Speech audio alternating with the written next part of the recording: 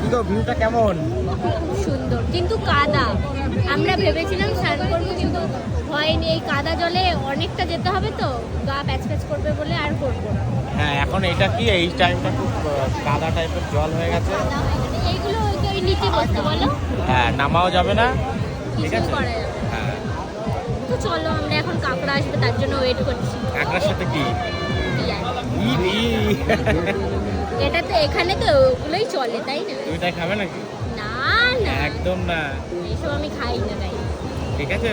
আমি শুধু এখানে কাঁকড়া খাওয়ার জন্য এসেছি। এরকম একটা সমুদ্রের বিচের পাশে কাঁকড়া নাকি? ওইটা দেখো, ওইগুলো দেখো একবার, কত দূরে দূরে মানুষ, কত লোক তাই না? কত লোক তো হবে, তাও অনেক অনেক রোদ কম তো আছে। আর খুব মানে গরম, প্রচন্ড গরম, আমার মুখ চুখ পুরো লাল হয়ে গেছে।